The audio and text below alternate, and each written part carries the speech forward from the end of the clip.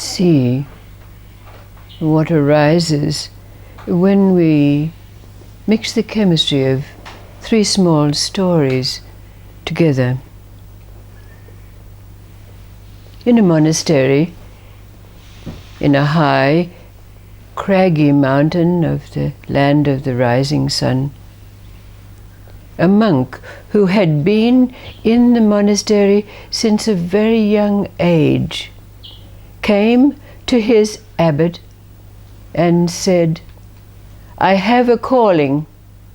I have a calling to eradicate evil from the world." Without a word, the old abbot went to the wall and took down a shining sword, an ancient sword, and he handed it to the monk along with a small mirror. Now the monk placed the mirror carefully in the pocket of his robe, and taking the sword, he descended the steep mountain which led to the monastery until he came to the monastery gate, which he opened and departed. For many years he wielded his sword, using all the skills that he'd learned in his years in the monastery. He all but forgot about the mirror in his robe. But after those years, he became weary of the battles, the constant battles, and he decided to return to the monastery. When he arrived at the monastery gate and attempted to open it, even though there was no latch or no lock, he was not able to open the gate.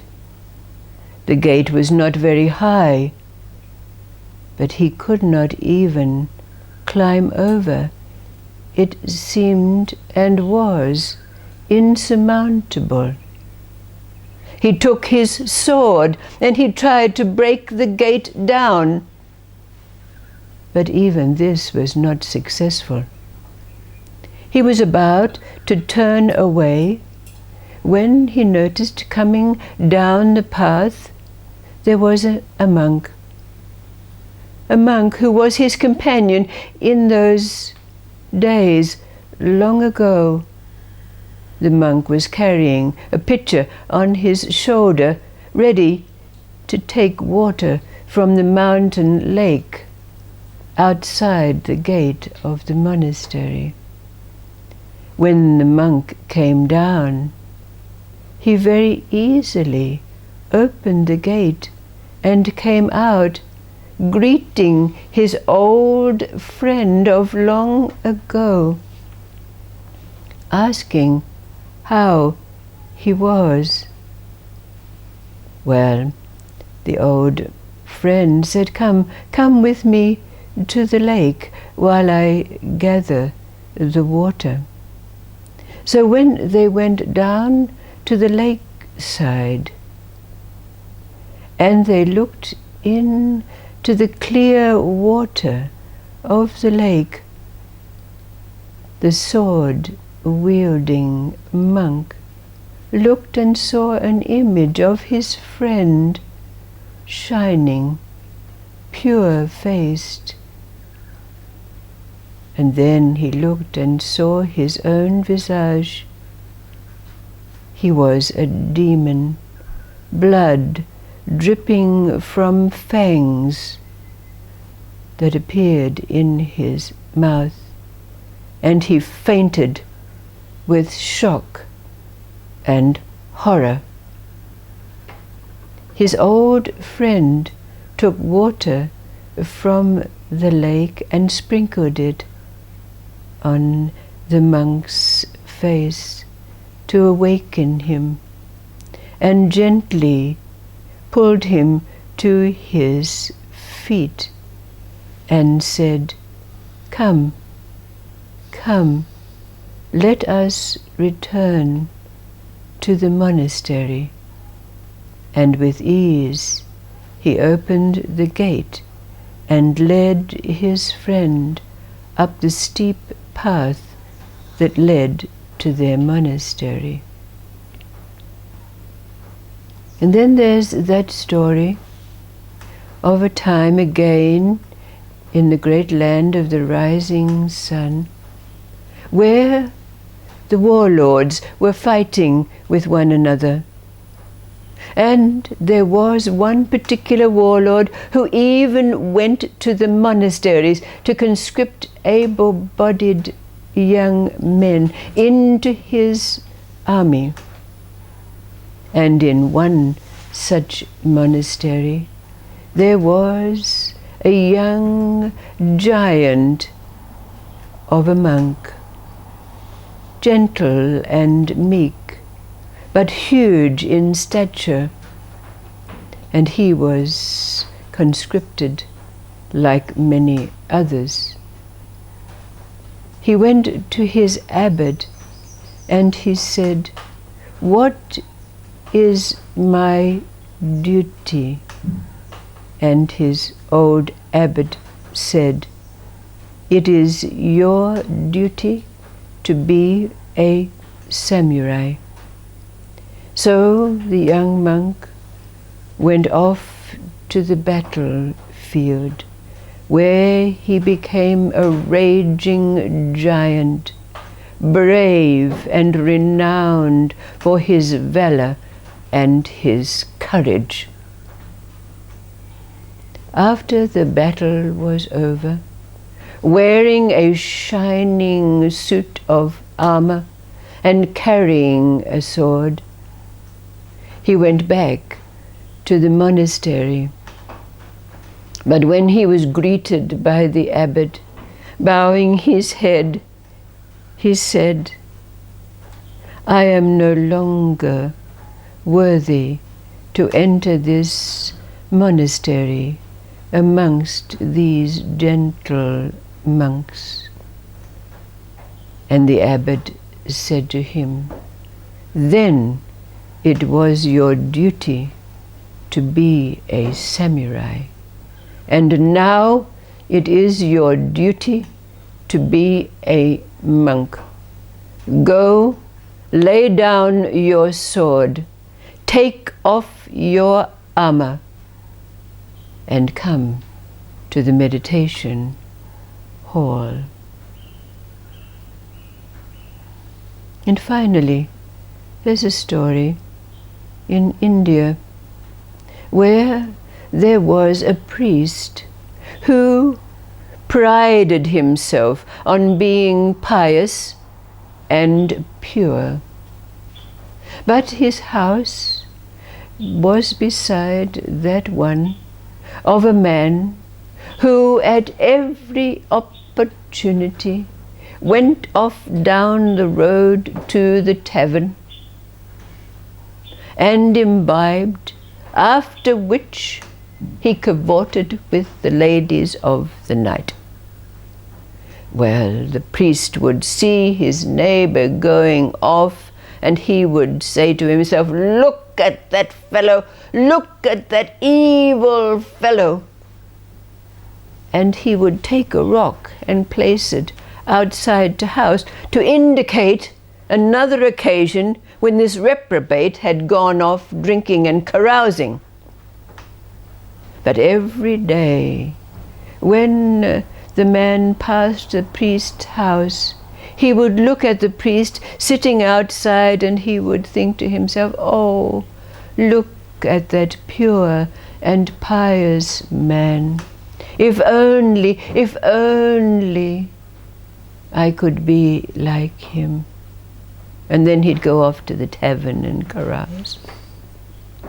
But the years passed, and as fate would have it, a great tsunami came to that place washing over the land and taking both the priest and the reprobate off. And both of them found themselves in the heavenly spheres outside a gate, outside of which, of course, was an angel standing. And the priest was about to go up to the gate, expecting the gate to be opened for him, and the angel said, "No, not you, not you. You are destined to go down below to the fires." And then he turned to the reprobate and he said, "Come, come." And he opened the gate, and the reprobate was about to enter. But before he did so, the reprobate said to the angel, How is it that this man who has been pious and pure all his life is relegated to the fiery depths, and I can enter the gate of heaven?" There's a little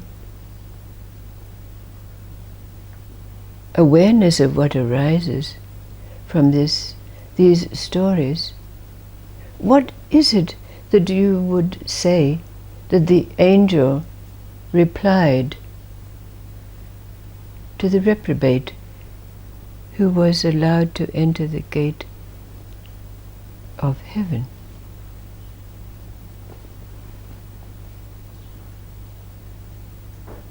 What arises out of these stories as an awareness?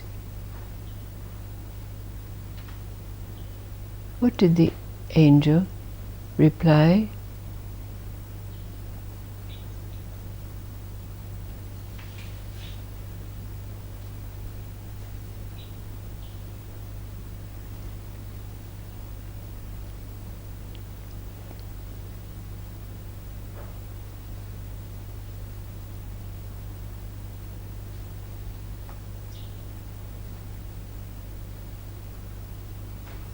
I think he would have said, well, really, you have been living your life how you saw your life to be, and the priest was living his life wishing that he was living more. Yes. Yes. Being very judgmental about it. Absolutely. Isn't that the... And egotistical, because he's putting himself above the other person. Absolutely.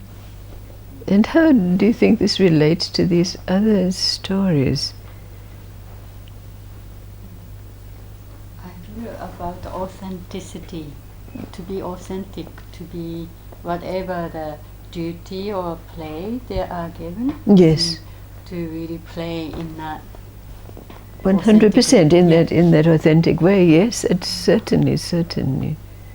And we judge good and bad, and with that, like, we separate and put ourselves either above or... Absolutely. And that's where the battle then comes from. Absolutely so. Then we have to do something with this or that. That's rather right. than just allowing it to be. That's right, indeed. So what would be the words that would come to you to sum this up as a reply to the reprobate as the gate opens for him? What is it that comes to us as a realization when we move above the dualities of judging good and bad?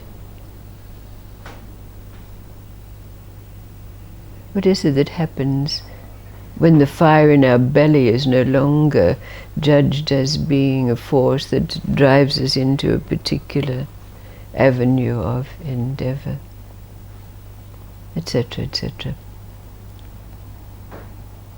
What would be the words that would come to mind, that would sum it up, that would be spoken to this reprobate as to what it is? Freedom. Freedom, yes, indeed, freedom. Indeed.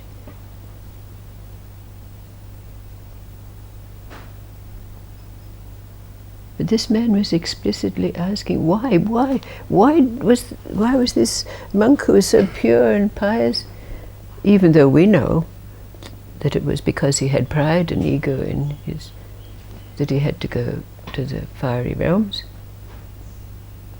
Well, somewhere the other guy had some sort of a longing or something there to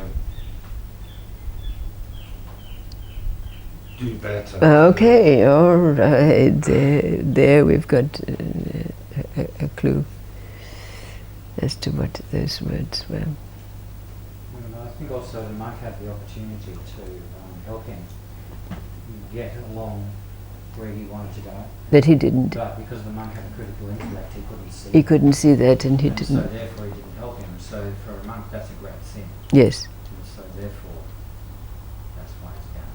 Yeah.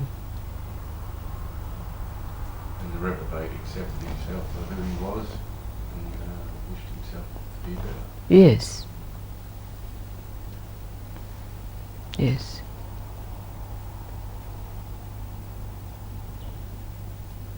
I think that, like the angel might have said, that he was pure of heart Right. and that the monk was not. Right. Because the monk held judgment on people. That's right. He was pure of heart in his desire to be a monk, but he wasn't pure of heart in anything else. In anything else. Right. Thank you.